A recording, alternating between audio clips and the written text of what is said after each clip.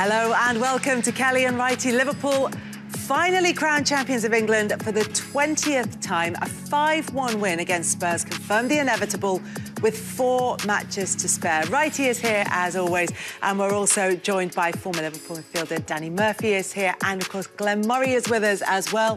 Wrighty, look, it's been a long season for Arsenal.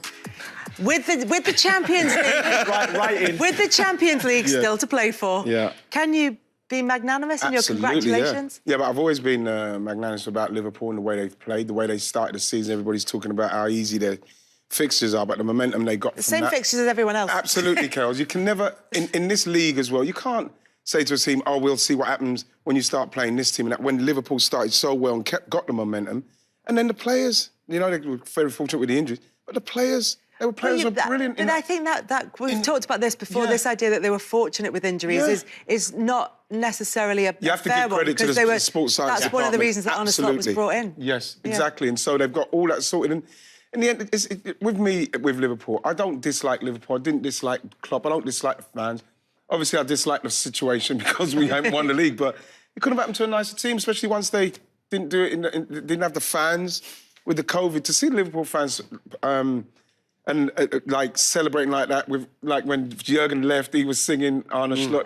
That was so touching. Yeah, it was nice. It makes you feel good. We were talking earlier. If you love football as a fan or a player, it's hard not to get carried along with the emotion of that day.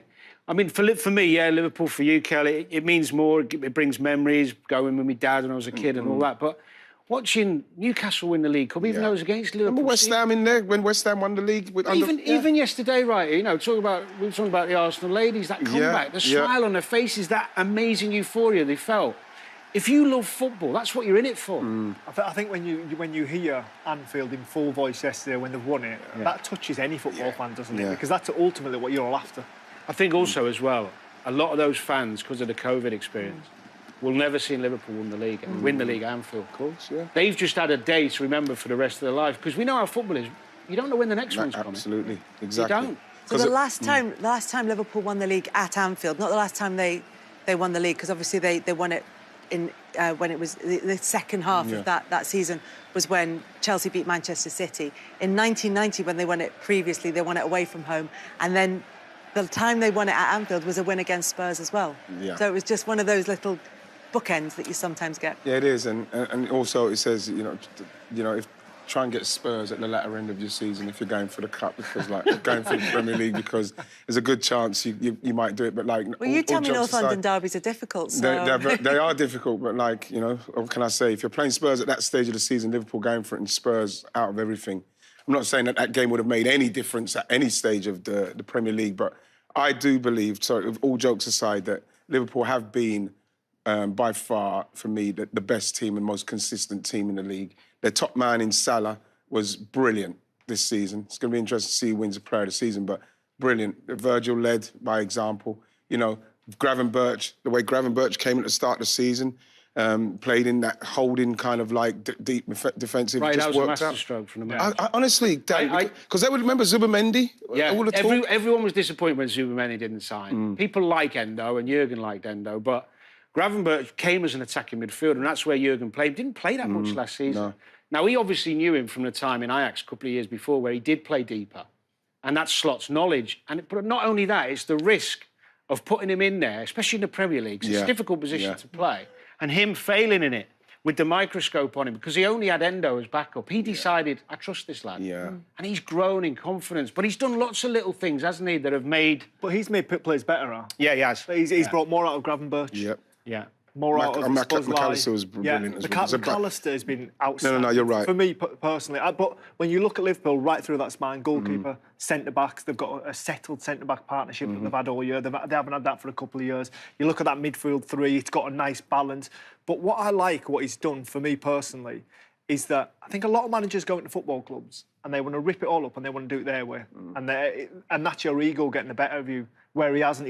He inherited a really good squad. And he's took those best bits and just tweaked it tiny. Well, this is the thing. It was a really good squad, but you lose and just to put that into context, the point that you were making there, Glenn, is you lose a manager who has that sort of presence that Jurgen Klopp does, and you expect there's going to be a transition. From the last time Liverpool won the league, there's been a wholesale changes within the squad as well, including breaking up that front three of only whom Mohamed Salah remains. There's also been big changes at board level as well. Michael Edwards went away and then was replaced and then has come back, and then there's a whole new director of football in there. Very few clubs managed to weather that many changes and win a title in both eras. Yeah, I think that's why, you know, when people went on about the contracts, even the contracts with the three players, Trent, Virgil and Mo Salah, even that didn't derail them in any way. They even dealt with that really smoothly. And obviously you have to look at FSG and think to yourself, how is that happening? But at the same time, for that to be happening at management level, things to be moving around, and it doesn't affect the team at all. You know, there's no noise coming out of that dressing room. They were trying with Trent, they were trying with Virgil and Salah. No noise came out. They just stayed focused. And, you know, they got the job done. That's down to Arne Slot as well. He's the one that's getting peppered week in, week out by the press, isn't he? And he handled that so well. To keep those players on board and to keep that squad together, even though there was a lot of, I suppose, uncertainty around it, I think he took a masterstroke. Unbelievable, Clive. The point that you made about the smooth transition from Jurgen Klopp to Arne Slot was kind of shown in the way that, as you said, Jurgen Klopp started the singing for Arne Slot at the end of last season on his final day in charge of Liverpool. And Arne Slot returned the compliment at Anfield yesterday. I don't think I want to say a lot. The only thing I can do now is send my appreciation to Jurgen. So there we go. Jurgen Klopp! Ja, la, la, la, la. Jurgen Klopp. Ja, la, la, la, la. Jurgen.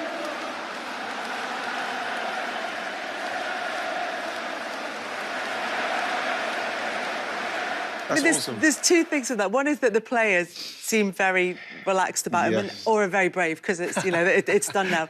But also that transition, it has been really important. And he also said he's been talking on and off to Jurgen Klopp at times this season. I think it's important that we appreciate both aspects of it. I've heard a narrative this morning, even driving in, people trying to go, well, it's Klopp's team or it's all about Slot. Klopp's left a really strong squad with great mentality, a winning mentality, if you like.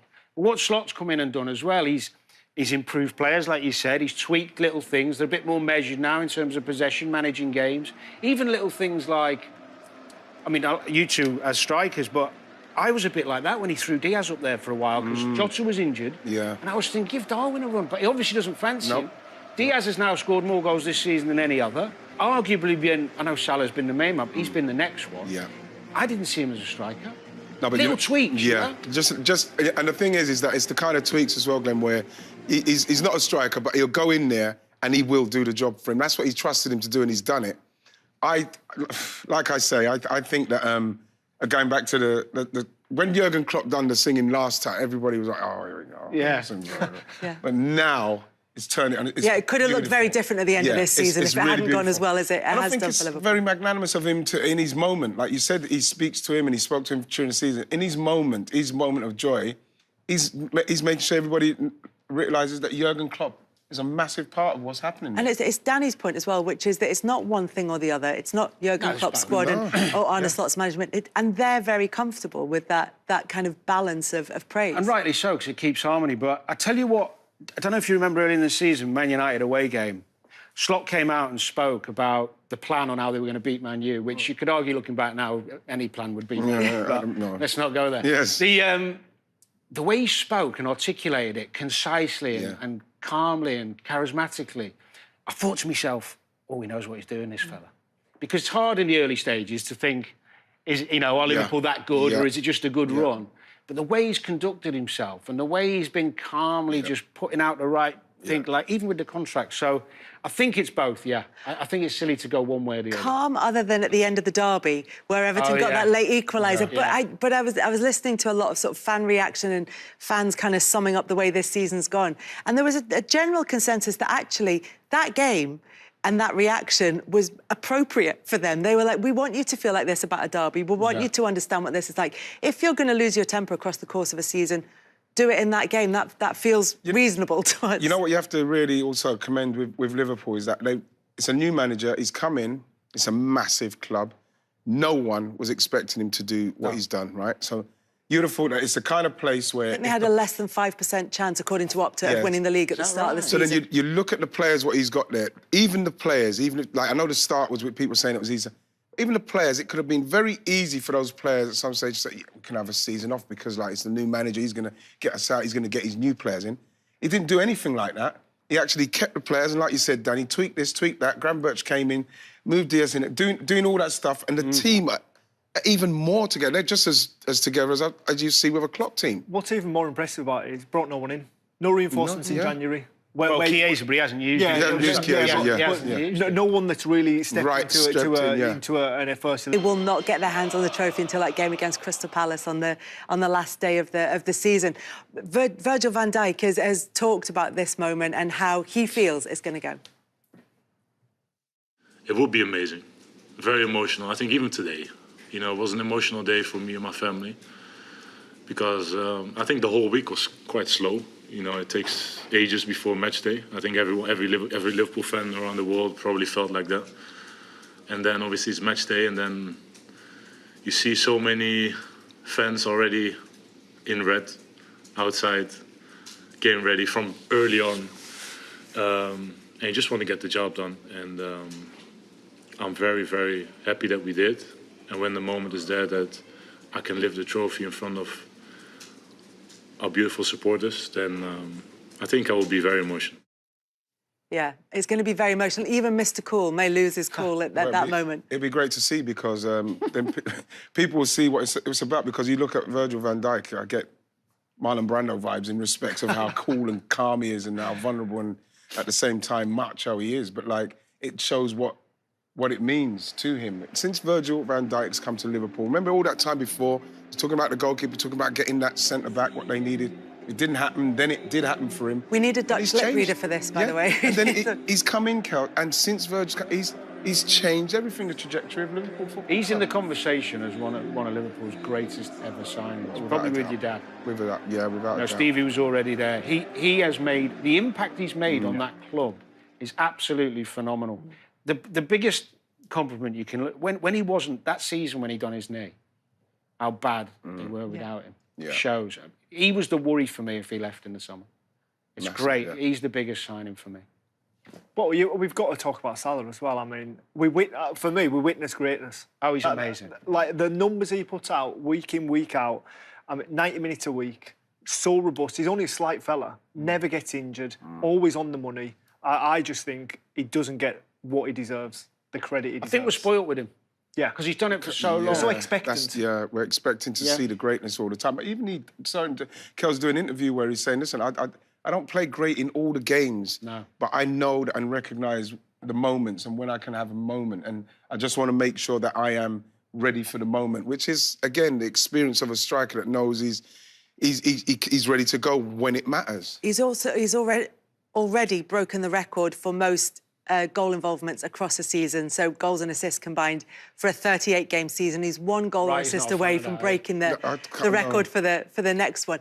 But it's partially because he defines himself as a winger. I imagine that he's kind of measuring himself by that sort of combined metric. But the one thing that he did say that I thought you two in particular, Glenn and Ian, would appreciate is that he said, well, the thing that Arne Slot's done is, if you relieve me of my defensive duties, then I can perform better offensively. I'll give you more offensively. And then at the end of this season, and there are the numbers. That's always the conversation, isn't it, right? But the thing is, you always, even if you don't say it to a manager, you are always trying to find a way to not do defensively. Honestly, you don't want the blame of, like, you didn't track it. If you tracked him there for 5 yards, he wouldn't go there. But if you're Salah and you can get that, the manager says, OK, then go and do it, but make sure you bring the... He's brought the numbers. Yeah. He's been magnificent. And you could see the way he is, Kels. You said rightly as well. No injuries. He looks like somebody that's such good shape. So you can probably see, with Liverpool adding more people to that, more players to that team, he'd probably still do what he's doing. Who makes them better? Who makes them better? Wow. I think they need a striker. Because obviously, I think Kirk has, if that's the thing, I don't want to take players out of teams, but I think a left back probably, but, like, you're right, I think Nunez. I think the fans are They excited need about that kind of striker. Yeah, they need a striker who can do it. Yeah. He doesn't fancy Darwin, you know. Whether love him or loathe him, the fact is he's had many opportunities, but he doesn't fancy him. Yeah. Well, he had an opportunity in the game yesterday when it was very comfortable for Liverpool, and he was through on goal and he could have shot but passed, and then it came back to him and he should have passed but shot, and it just all. His Liverpool isn't it? Thank you, exactly. And the thing is, what he should have done. I remember doing analysis on him right at the start, and you see him pace, he can spring, he's got, you know what I mean, finish with both feet. You think, oh, it's only going to be a matter of time once it clicks, and then he's doing the same things, and he's doing, and to this point where now you probably have to move him on because he's not going to get it by the looks of things. I don't think any fan will ever doubt his effort and commitment. Ultimately, right, you know, Glenn, the reality is with goal scoring. I know we've had chats with Gary about it in the past. I think you've either got it or you haven't, and he just hasn't got that natural. You know, but even when you look at Liverpool's season, he had it when they needed it. Brentford away. He's come up with some big goals. Forest. Yeah. And but I think when you're paying that kind of money, it's not for a substitute. You're paying that kind of money for somebody who's on there doing it, Glenn. I know that he's, like you rightly said, Liverpool fans will love him forever. He will be loved forever, but he's somebody that if he could have clicked and gone to that next level of taking those chances, we're talking about easy chances as well. We're not talking about really difficult chances. You know, I saw him score 2 goals against Newcastle, might have been last season. And I thought, that was his best game. Right, this is it. And then, you know, it goes back to normal. But, like, again, Liverpool need that person. It's like Torres or Suarez. They need that to go alongside, something like that. But as you said, they love him, but they love him for what he is, knowing what he can do and what his weaknesses are. Salah and Van Dijk, they love because of what they can do and what they deliver on. And the other player is one who you've already mentioned, Glenn, which is Alexis McAllister, who is a huge fan favourite in terms of what he brings to the game. And they like his name at Anfield yesterday was sung, which probably asked the midfielder about it, but was sung, you know, as loudly as anyone else's. I feel as though knit it together. He's one of those that you don't always notice, but he makes everyone around him better. And like he's come up with some brilliant moments, some brilliant goals. And I seen a little clip on socials of him on the bench because he got brought off, didn't he? And he's won the World Cup. He's won the biggest trophy in the world, and he won the Premier League. And he kind of just pulled the towel over his head. Everyone else ran on the pitch, and he just had a moment. So that just shows what it means to him. The lads love him as well, I've heard. I know a couple of the staff at Liverpool, and they rate. You know, when people overly speak of someone, how lovely he is.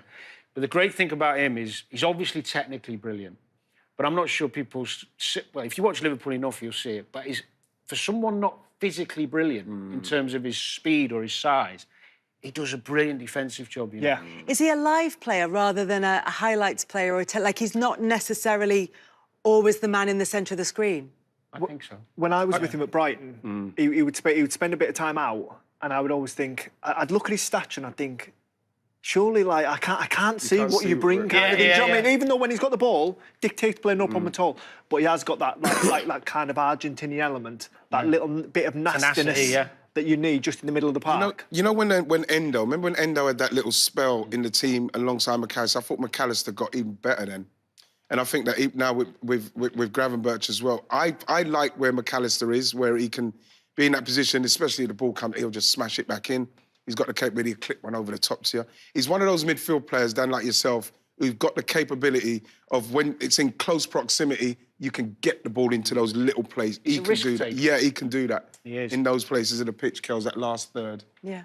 And he's been crucial for Liverpool. And we haven't even mentioned the goalkeeper. He missed a large part of the season through injury. Praveen Kelleher came in and replaced him. And it was almost as though the injury to Alisson had been forgotten because Kelleher did so well. But he is another level. Yeah, but Kells, again, Liverpool have got a goalkeeper that's come in and done the job. So it was seamless, to the point where people weren't even talking about Alisson when he's seamless. Again, brilliant. Could you say with the strikers, because it's always interesting for me, goalkeeping's not my expertise, but as strikers going in on keepers, it feels like he's the best I've seen. He's big, he stays big. At one-on-ones. Yeah. Because Schmeichel used to be good at it, didn't he? Yeah, and then he used to do that thing. Yeah, he used to do that thing where he done the cross. I remember seeing Zola just... Alisson seems to stay... He stays massive. Yeah. He stays massive. Sometimes you see goals being scored and you think, oh, I can see space. When you're running, you can't see space. And that's what they're doing because these angles are so good. And that's what because you're looking to get it past him as quick as you can. But the closer you're getting, the smaller the goal behind him is. And the bigger he's looking in front of you. He seems to revel in that moment more than a striker. It's usually a striker's moment of 1v1. It's your chance to score a goal, but he seems just as calm in it, doesn't he? And the way he just comes out, swats it away.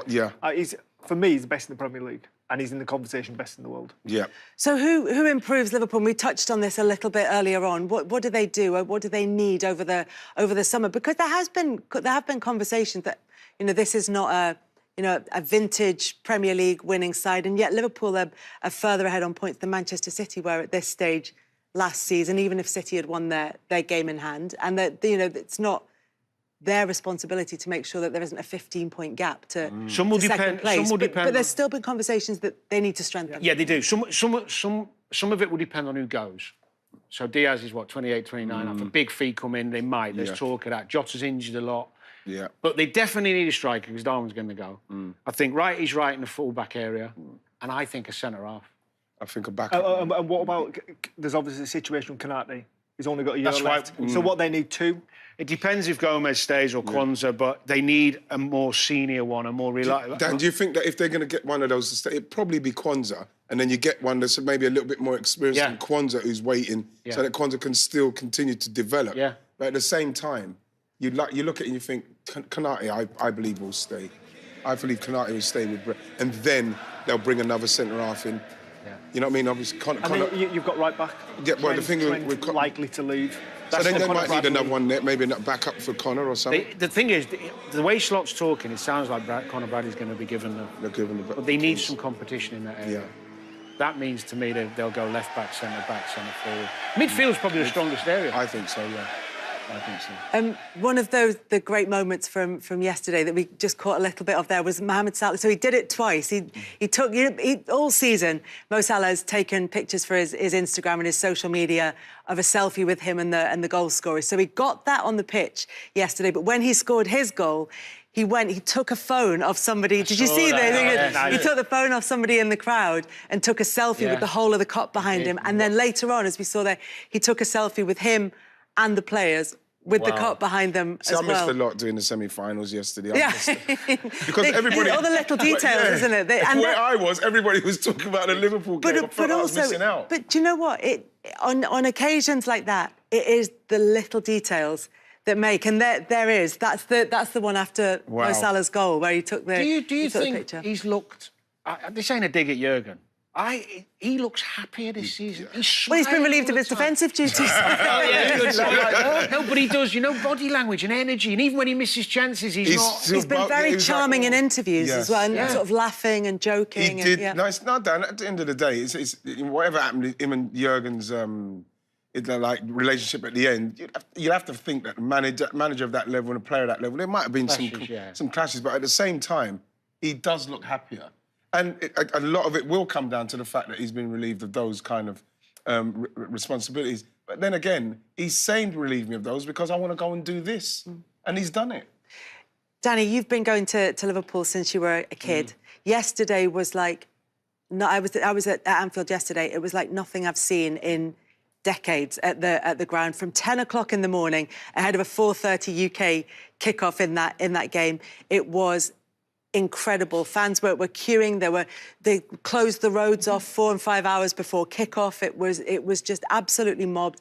There were flares, there were fireworks, even though it was the middle of the day and you couldn't see them. And Arne Slot, talked about this. I was just over to the left-hand side on a little balcony filming this, and you couldn't see the road. All you could see was the smoke getting darker and darker red as the flares were lit, as the players came along. And it was just an incredible moment. Honestly. Coming into that atmosphere. You're not going to lose. I can honestly say, I've been very lucky as a young lad seeing Liverpool win a league at Anfield. I've seen cup finals and I've played in, 4, where outside, Dortmund was ridiculous, down at Millennium 3 times, but I've never seen anything like that.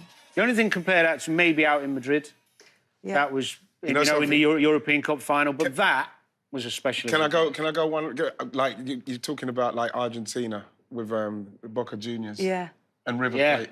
You know, when you're like coming that. in, that's the energy. Yeah. That's the energy I saw from that. Yeah, it's a smaller city and it's a sort of tighter enclosure. But the Liverpool fans turned out in their thousands for that one, and it made Arne Slot emotional. The only moment I was emotional today was when we arrived at the stadium. To see what it meant for the fans, what it meant for these people. For us to have a chance of winning it felt really special, but immediately it also felt like, we still have to do it. But I think everybody who was inside that bus felt if the fans are with us like they are, then it's impossible for us to lose this game of football. Yeah, and then during the game, after the game, it's been incredible how the support of the fans were and how our players played, and special to be part of this day. A fan's word, last, Danny. I mean, you've talked about it as an analyst, as an ex-player, as someone who's been part of the club. Just from a fan's perspective, what does that title mean? Well, I think it means so much to those who've not had the privileges of some of us, that creating a memory for life and following your team around the country to have those wonderful moments and experiences with 60, 70,000 other fans. And I think for those Liverpool fans who have seen so much success, it's probably triggered a lot of memories of years gone by and created those wonderful moments. That's what it did for me. I actually, when I saw these celebrations, I didn't go to the football times when I've been lucky enough on that front.